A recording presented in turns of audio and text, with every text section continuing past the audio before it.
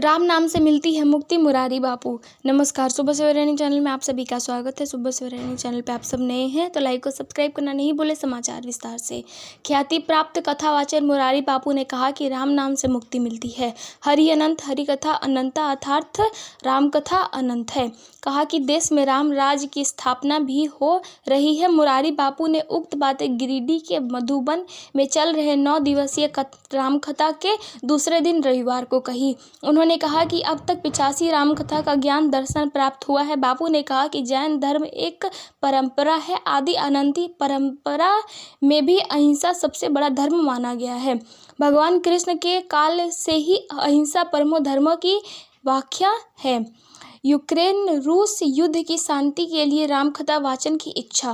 मुरारी बापू ने कहा कि विश्व में भी शांति की जरूरत है। यूक्रेन रूस के बीच युद्ध चल रहा है। इच्छा है कि 2 देशों के बीच शांति के लिए यूक्रेन रूस की सीमा पर रामकथा का वाचन करे।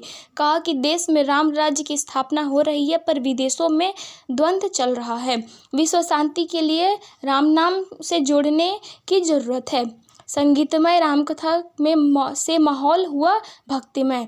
संवेदशिखर जी मधुबन में मुरारी बाबू की संगीतमय रामकथा से पूरा माहौल भक्तिमय हो गया। 15 जून से 23 जून तक रामचरितमानस पर आधारित रामकथा का आयोजन किया गया। मधुबन में भक्ति की बयार बह रही है। अहिंसा की भूमि राम पार्श्वनाथ की धरती में श्रद्धालु राम नाम की गंगा में डुबकी लगा रहे हैं। मुरारी बाबू की राम कथा सुनने के कोने कोने में हजारों श्रद्धालु का जुटान हो रहा है। गंगा का भी किया स्मरण। गंगा दर्शन पर मुरारी बाबू ने गंगा का भी स्मरण किया। उन्होंने हिमालय पर्वत कैलाश का भी वर्णन किया। इस दौरान दान का महत्व बताया। कहा कि धर्म में दान का विशेष महत्व है। दान में सबसे प्रमुख आहार दान, औषधि दान, आगम दान तथा अपरिग्रह है।